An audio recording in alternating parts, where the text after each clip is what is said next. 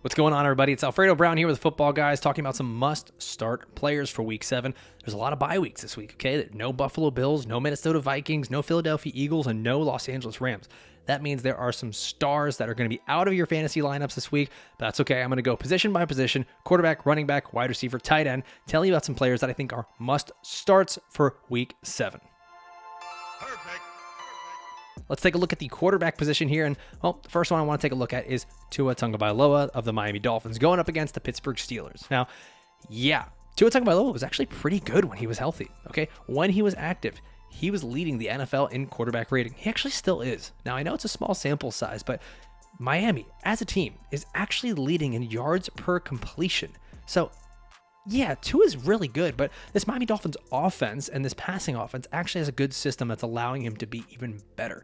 Now, they go up against the Pittsburgh Steelers, who are 31st in passing yards allowed, 29th in pressure rate. So that means, hey, they're giving up a lot of passing yards, and they're really not getting to the quarterback to sack him. Now, the Steelers' defense is also bottom quarter of the NFL in passing yards per attempt and passing touchdowns. This just seems like a great game for Tua Tagovailoa to come back in and, man, just score some points with Tyreek Hill and Jalen Waddle at the helms.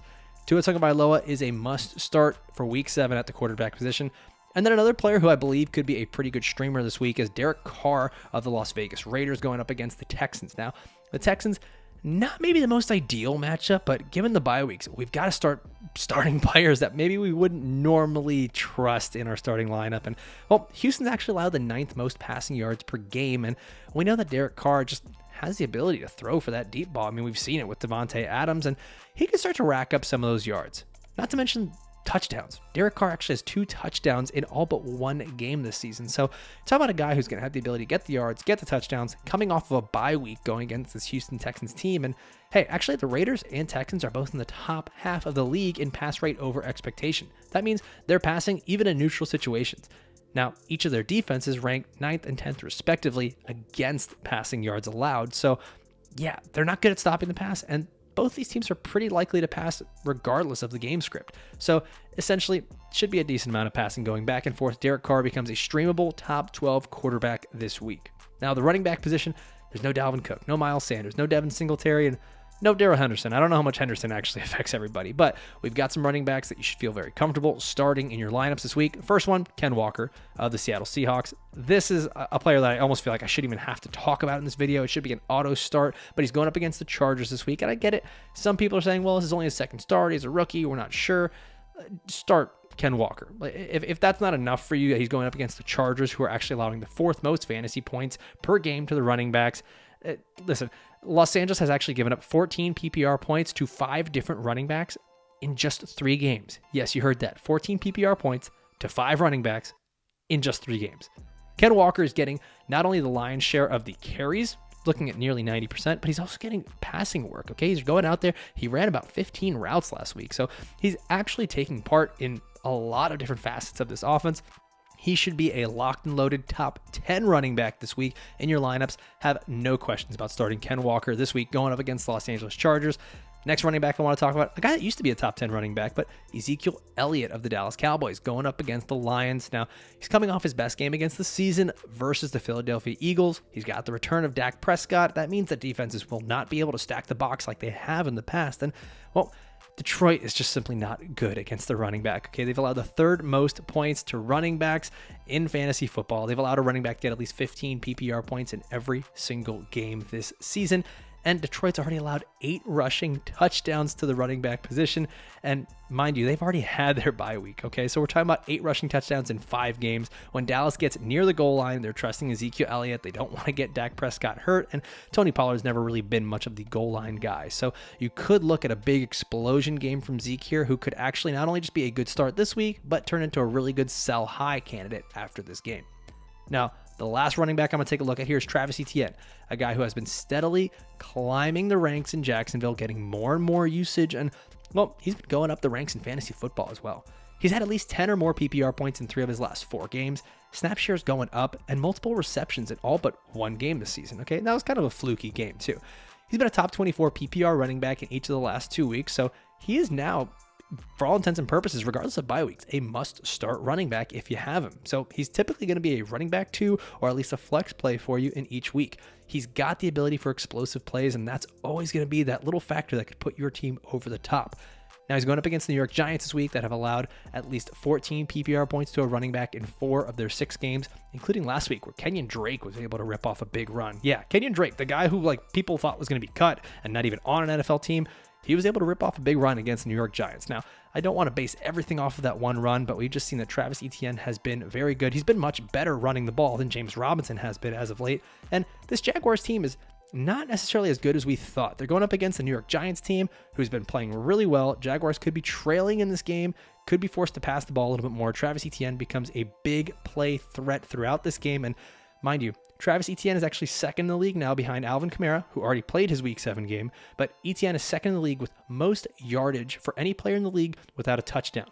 I'm thinking that's going to correct itself at some point this season, maybe even this week in Week 7 against the Giants. Now let's take a look at the wide receiver position. No Cooper Kupp, no Justin Jefferson, no Stephon Diggs, Gabe Davis, A.J. Brown, Devontae Smith. What do we do? Well, there's still some good starting wide receivers out there for you. Let's take a look at Allen Lazard, the wide receiver for the Green Bay Packers. Going up against the Washington Commanders, and Commanders are 27th against fantasy wide receivers. Not to mention they're actually 29th against wide receivers that line up on the outside. That's primarily where Allen Lazard is going to be lining up. Now, Lazard's been pretty impressive. It's already a good matchup, but Lazard has had at least 1 receiving touchdown or 100 receiving yards in each game this season, okay? Now, listen, Lazard, 4 straight weeks of 13 PPR points at least. This is a player who, maybe even regardless of the bye weeks, he needs to be in your starting lineups.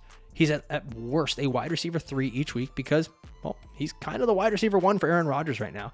This is a guy that was talked up all offseason about a player that maybe we're all just missing on, and we hadn't really expected him to do much just because he hasn't done it throughout his career. But you know what? He's been consistent. He's been productive, and now he's got a good matchup against the Washington Commanders where, listen, the Commanders, their cornerbacks are not good. There's no William Jackson who's requesting a trade, and the cornerbacks in Washington are giving up a nearly 60% catch rate whenever they're targeted and a passer rating over 100. So yeah, you can lock in Lazard as a top 24 wide receiver this week and probably a bounce back game for Aaron Rodgers and the Packers. Now, the last wide receiver I want to take a look at here is going up against my beloved Dolphins, and it's George Pickens, the wide receiver for the Pittsburgh Steelers.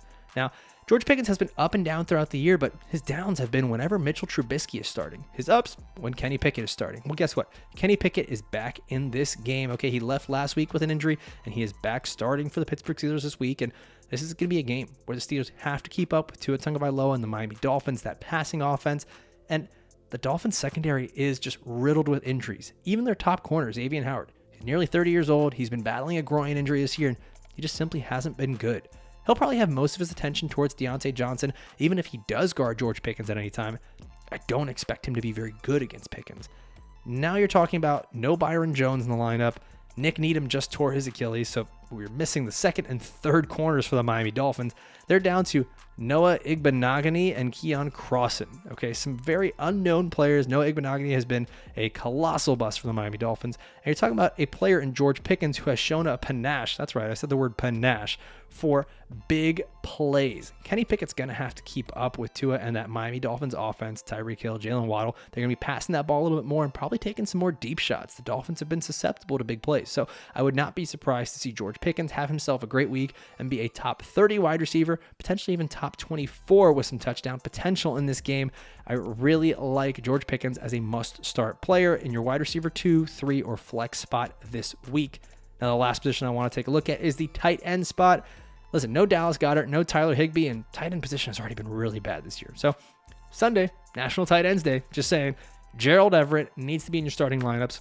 He's been a player that's been a little up and down, but this week, no Josh Palmer, likely no Keenan Allen, and no Donald Parham, who's already been ruled out. Justin Herbert finally off that injury report with the rib injury that he suffered early in the year.